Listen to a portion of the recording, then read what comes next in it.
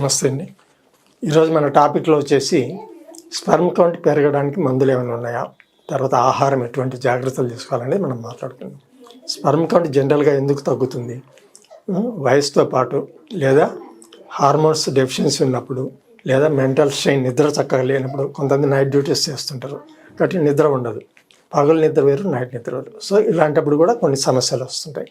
దానికి తోడు sperm count తగ్గడానికి ఇంకో కారణం, అది చాలామందికి తెలియదు, అది జీన్స్ కానీ ఇట్లాంటివి చాలా మందమైన బట్టలు వేసుకోవడం, కాటన్ కాకుండా. దీనివల్ల గాలి లోపలికి బయటికి రాదు కాబట్టి లోపల హీట్ పెరిగిపోయి స్పెర్మ్ కౌంట్ కూడా తగ్గుతుంది. అంటే కణాలు చనిపోతాయి అన్నమాట, ఎక్కువ డెవలప్మెంట్ ఉండదు. ఇదొక మెయిన్ రీజన్. దీంతో పాటు మంచి డైట్, పోషకాహారాలు, బ్యాలెన్స్డ్ డైట్ అనేది తీసుకోవడం. తర్వాత స్మోకింగ్, ఆల్కహాల్ ఇవి ఉంటే బంద్ చేసేయాలి. ఇవన్నీ చేయడం వల్ల స్పెర్మ్ కౌంట్ పెరుగుతుంది. ఇన్ కేస్ ప్రొడక్షనే లేదనుకోండి, అప్పుడు చేయగలిగిన స్పర్మటోసైట్స్, స్పర్మటోజోవా ఇట్లా స్టేజెస్ ఉంటాయి. ఆ టెస్టికల్స్లో ప్రొడక్షన్ లేకపోతే నో యూస్ అనమాట.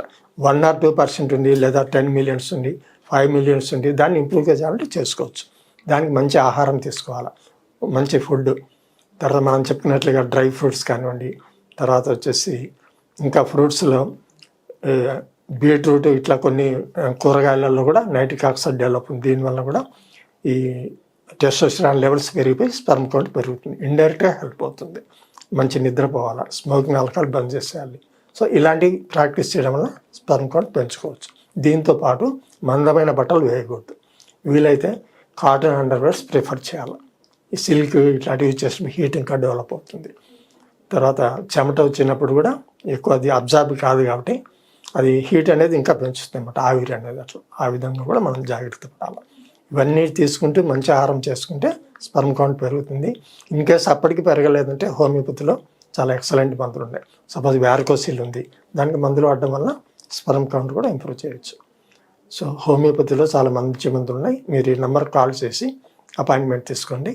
ప్రాబ్లం ఎక్కడుందో చెక్ చేసి మీకు సరైన సలహాలు, డైట్, మెడిసిన్స్, కౌన్సిలింగ్ ఇలాంటివి చేయడం వల్ల మీకు ఇంప్రూవ్మెంట్ అనేది వస్తుంది.